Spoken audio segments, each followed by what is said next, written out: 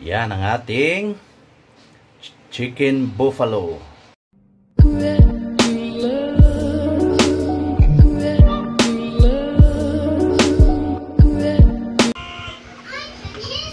Good day mga sano. It's another beautiful day. Ngayon, dito sa welcome kayo sa Kusina Alex, sa munting kusina namin. Ngayon ay magluluto ako ng buffalo chicken. Sabihin ko na ng buffalo chicken dahil hindi lang siya wings. Kasi manok lang siya. Pinaparte-parte ko. So, bago ang lahat, please don't forget to subscribe to my channel. At maraming salamat sa mga nag-subscribe na at salamat din sa mga magsusubscribe. So, ito nalinis ko na, nahiwa ko na, nalagyan ko na ng let's say breadings, ganun. Yan. So hindi ko na dinitali yung paglinis sa paghiwa para hindi rin masyadong humaba yung video natin. So ayan, minarinate ko na yan ng ground black pepper, seasoning, tapos yung mayroon ako ditong ayan, yan yung chicken liquid seasoning. Concentrated siya mga sano, kaya hindi mo kailangan damihan. So yan, nayan ko lang siya siguro mga 1 hour na siya ngayon. So after nito, ibang ingredients is ito. Meron tayong banana ketchup para pangtamis, tsaka butter, at tsaka siyempre garlic and bawang. Garlic and onions. So ayun. So ditali ko na, i-update ko na lang kayo mamaya pag umpisahan na natin lutuin to. Buffalo chicken. So ayun mga sano. So ayan mga sano, magpapainit na tayo ng mantika para i-fry na natin yung chicken natin. So painitin lang natin yan mga sano. So sa puntong ito mga sano, mainit na siya. Tingnan natin. Ayun. Ayun. Fry muna natin siya.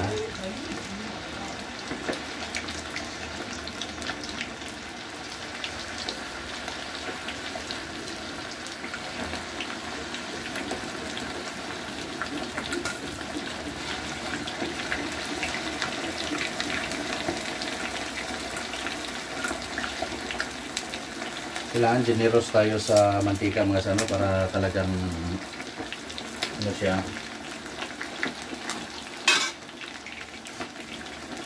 talagang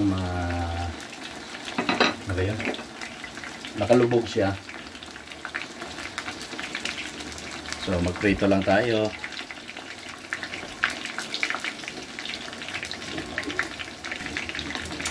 Ayun mga sano, hindi siya dumikit. Yan yung maganda.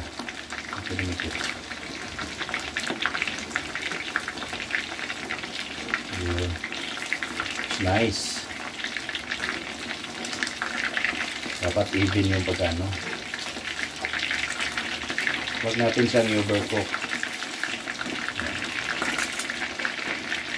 So continue na lang yung pag-fry natin mga sano. Kailangan luto siya mga sano para yung sauce kasi pang lang siya, pang coat lang siya. So kailangan luto pa rin yun. Dahil typical na nag-fried chicken tayo. So ayan, tuloy lang. So yung apoy, yung lakas ng apoy nito mga sano, nasa medium heat lang siya. Para hindi mabigla yung parang sunog pero hilaw. So para a little bit siya, slow cook. So ayan mga sano, yung natin, first batch. Tama siya. Yeah. Good. Wow. Perfect. Wow.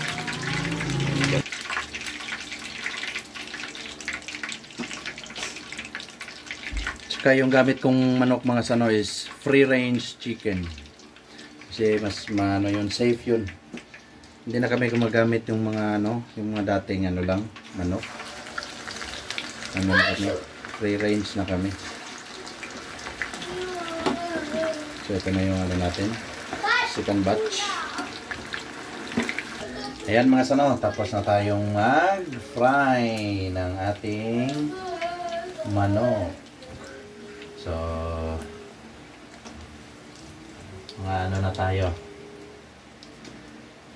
Prepare na natin yung pang coat natin. So Stay tuned. Yan mga sano. Maggagawa na tayo ng sauce natin. Kung napapansin yan, di tayo naglilinis ng ating pan. Okay lang yan. So yan. Melt lang natin siya.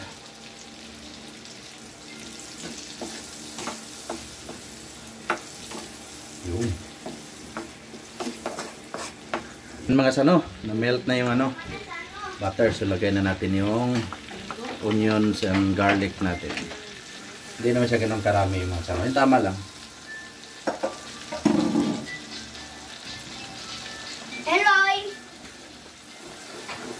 So, saute lang natin.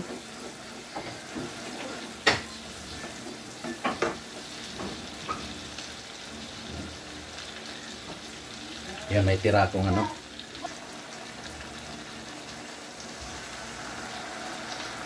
Yun. Ano siya?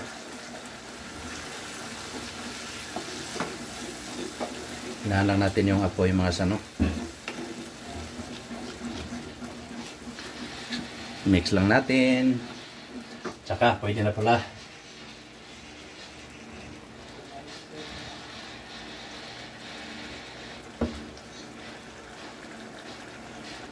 So naglagay tayo ng konti nito mga sano, yung hot sauce para may konting sipa. Saka siyempre maglalagay tayo ng konting oyster sauce para may pang season tayo. Uy, yun. Huwag natin damihan mga sano para hindi umitim. Saka mix lang natin. At siyempre mga sano, para may tamis pa rin, maglagay tayo ng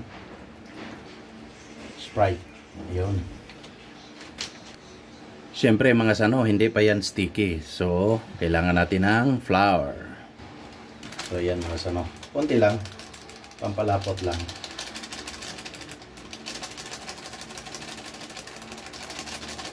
Siguro mga 3 tablespoon. Tatlong kutsara.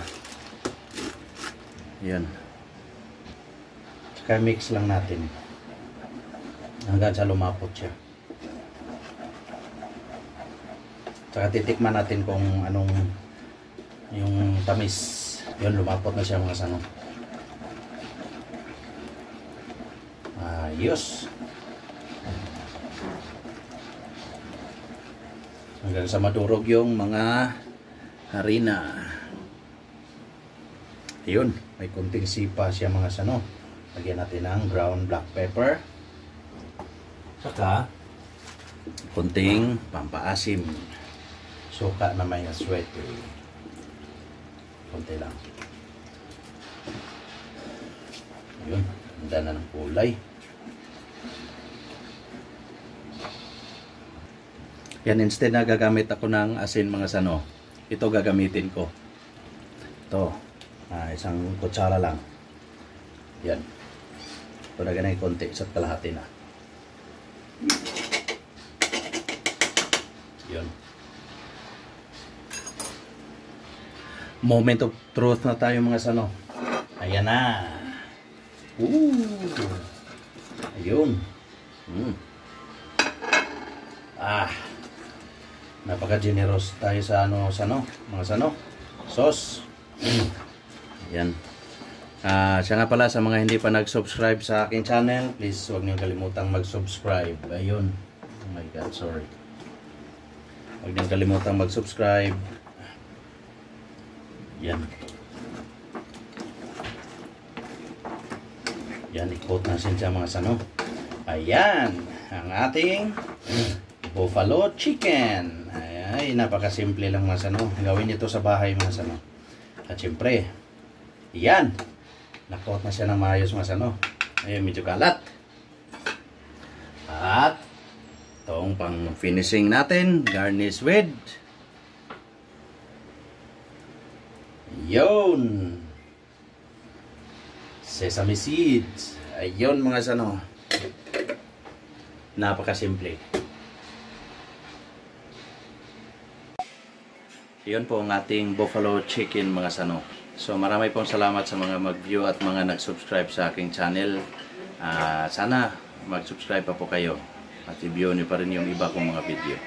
So shout out nga pala kay Local Ride ng Bohol. Suportahan natin yung channel niya. Search nyo lang yung Local Ride. Next time pakita ko yung channel niya. So marami pong salamat. Please mag-subscribe kayo and have a nice day. To God be the glory, mga sana. Please subscribe.